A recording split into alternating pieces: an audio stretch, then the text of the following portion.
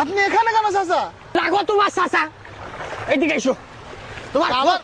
তোমার খোঁজ দিস আমি হ্যারিকেন ধরাই। ঠিক আছে, এইদিকে এসো। চাচা চাচা আমি তো মনে করলাম গোসল করতে এসেছেন। তো হ্যাঁ, তুমি কত কিছু মনে করো আমার নেই।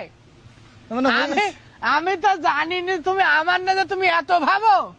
হ্যাঁ জি, মানে আমি তোমার ভাবনার মধ্যে এত থাকি। যাই হোক, হ্যাঁ চাচা, তুমি আমার জাকাতে যে তুমি আমার বললি চাচা জাকাত দিতে আমি দিলাম। হ্যাঁ হ্যাঁ হ্যাঁ তোমার কথা শুনি আমি প্রতিবার আমি মানুষের শাড়ি লুঙ্গি দিয়ে আমি নাম কামাই, আমার একটা নাম যশ হয়। হ্যাঁ, কিন্তু আমি তোমার কথা শুনে এবার কি করলাম, আমরা একজনকে একটু স্বাবলম্বী করে দিছি আর কি। স্বাবলম্বী জি। তুমি একজনকে করিসাও হ্যাঁ হ্যাঁ, আমার টাকা দিয়ে। জি। আমার টাকা দিয়ে কি করিসাও? ওই যে সেলাই মেশিন কিনে দিছি, একটা ভালো দামি সেলাই মেশিন, প্রায় 30-40 হাজার টাকা দিয়ে।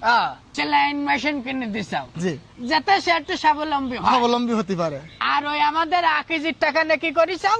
আকিজি যে জাকাতের টাকা দিয়েছে ওটা নিয়ে ওই ইজি ভাই কিন দিছি একটা। একজনের রিজি ভাই জি, জি। কিনে দিছাও। হ্যাঁ। আর আমাদের ওই মনসুরির টাকা নিয়ে কি করিসাও? তো ও তো আপনার সামনে এখানে মুয়াজ্জেমের দোকান বানাই দিলাম না সবাই মিলে। মুয়াজ্জিনের তুমি দোকান বানাই দিছাও মনসুরির মনসুরির টাকা টাকা নিয়ে। নেই, জি। সে যেই ওই দোকানে বসে মনে হয় যেন ওর দোকানও কত ভালো লাগে ওর। তুমি আমার টাকাতে তুমি সেলাই রাঞ্চ মেশিন কিনে দিতে গেলে কেন বলো? বলো তো সমস্যা কোন জায়গায় তো বুঝতে পারছি না। সমস্যা মনসুর যেই যখন মুয়াজ্জিনের দোকানে হ্যাঁ। ইফতারের আগে যেই যখন বসে, হ্যাঁ, মাঝে মাঝে কি বসে। সম্মান তার দেয়, মনে হয় যেন ওর দোকানে ও নিজে বসে আছে। আপনি গেলেও তো আপনার সম্মানের সহিত বসতে দেন। আমি কলে যাব? তুমি লোকের সেলাই রাঞ্চ মেশিন কিনে দিয়ে যাও, সেলাই মেশিন, আমি যাই কি সেলাই মেশিনে বসবো? বলো, না তুমি আমার টাকাতে তুমি দোকান বানাই দিত পিত্তি, তুমি কেন সেলাই রাঞ্চ মেশিন কিনে দিত গেলি বলো? চাচা, কিন্তু যতদূর মনসুরকে বসে, মনসুর চাচাকে ওইভাবে আপনিও তো সেইভাবে গিয়ে বসেন, খুব একটা তো সমস্যা এখানে নেই। আর দান করে এটা তো ফলাও করে বেড়ানো উচিত না। গোপনে দান করা সব থেকে বেশি উত্তম, প্রকাশ্যেও দান করা যায়, তবে সেটা মানুষকে বেশি প্রসার করে বলি বেড়ানো, এটা তো অহংকারিত প্রকাশ পায় চাচা। আর দান করি তো জাহির করা যায় না। কিটা জাহির করতেছে?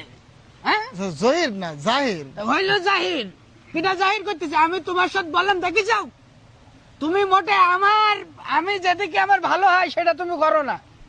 আমি খেয়াল করতেছি কটা বছর তুমি আমাকে মসজিদে রয়ে যাও, তোমার নড়ি চড়ি আমার কনে কি কি কি হইলো কি না হইলো, দুনিয়ার অসুবিধি সব তোমার আর আমার সাথে তোমার জন্য অ্যাডজাস্টমেন্ট হয়ে যায়। চাচা, তা আপনি যদি এত বসতি মন চাই দান করি তাতে, তা আপনি ইজি বাইক কিনে দিতেন ইয়ের তাই? সুমনের। আমি ইজি বাইক কিনে দিই, আমার নাম হয়ে যাক easy bike Mofizul. Easy bike Mofizul হবে কেন? কেন? আমার এখানে রয়েছে খালিদ, আমার বড় ভাই। হ্যাঁ। আমার খালিদ সারা জীবন লোকের ভ্যান কিনে দিয়েছে, ওর নাম হয়ে গেছে এখন ভ্যান খালিদ। তাহলে আমার নামও তাহলে ইজি বাইক মফিজুল হয়ে যাক, তুমি তাই চাও? তো এভাবে তো আসলে মানুষের নাম খারাপ করা উচিত না। তারপরে মানুষ বলে তো কি করবেন বলেন, মানুষের বুঝাইতে হবে।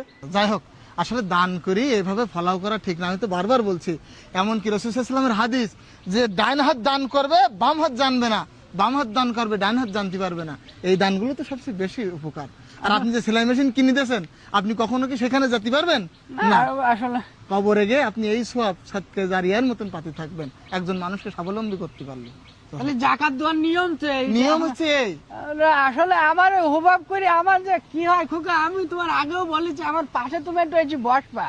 আমি একা একা থাকি খোকা, আমার ওই শয়তানের চাপ ঠিক আছে দেয় চাচা, মাথায়। ইনশাআল্লাহ। আমি বুঝতে পারিনি।